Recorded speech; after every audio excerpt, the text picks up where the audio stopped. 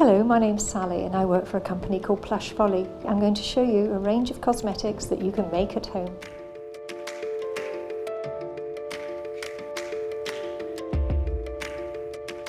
Today I'm going to show you how to make olive oil soap.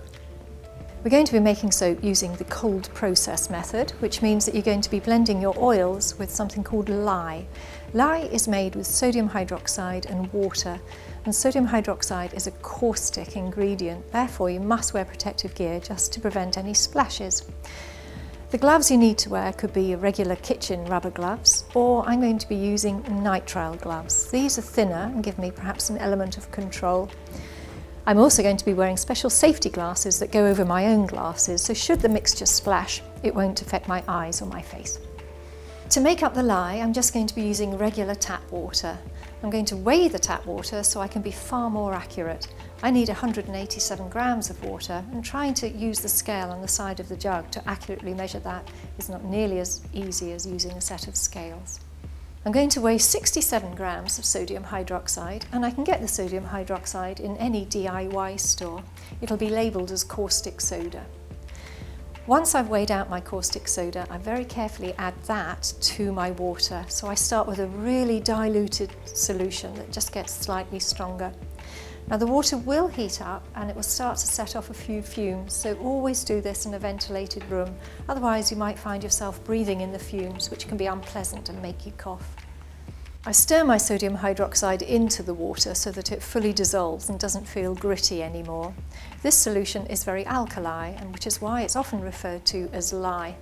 Now I'm just going to put that to one side while I get on and weigh my olive oil out. The soap I'm making today only has olive oil in it, so I'm going to weigh 500 grams of olive oil into my bowl and then set that aside while we weigh our smells. In order to give my soap a smell, I'm going to use two different essential oils. I've chosen basil and I've chosen lime, just because they're beautiful together. I'm going to add 14 grams in total, so first of all 7 grams of basil, and then I'll add 7 grams of lime. I'm just going to put my essential oil blend to one side while we make up our soap mixture. My lye is still warm and my olive oil is cold, but it's fine to put them together. I'm very carefully going to pour my lye mixture into my olive oil. Once it's all in there, I'm going to give it a good stir. I could carry on stirring this for 3 or 4 hours, but I'm going to use a stick blender and blend it, which means it will only take 2 or 3 minutes to get to the next stage. The next stage is what we call a light trace, where it looks very much like custard. Now that I've reached light trace, I'm going to add my essential oils into my soap mixture and stir extremely well to make sure that the smells are thoroughly incorporated into the soap mixture. I'm going to do a special colouring effect on my soap, so I need to take a little bit of the soap out and colour that green. I'm going to take out 4 tablespoons into this little glass beaker. I'm going to take about 1/4 teaspoon of green oxide and put that into the beaker, and then stir really well into my tiny bit of soap mixture, just so that it's a lovely green colour with no little lumps in it. The mould I'm using today is a silicone mould. I love using silicone moulds. It definitely means the soap won't stick to it. So the first thing I'm going to do is just pour some of my soap mixture so that it covers the base of the silicone mould. Now I'm going to take my green mixture and put a drizzle of green in little circles into the middle of the soap mixture. Now I'm going to pour my uncoloured soap mixture onto the green circles, and as I pour, it moves the green circles out to the edge of the soap mould.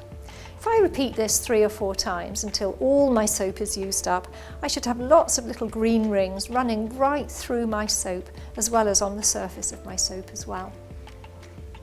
The next stage of the soap is to leave it insulated somewhere, so I'm going to cover it with a chopping board and then cover it in towels. The reason I'm using the chopping board is just so that the towels don't fall into the soap.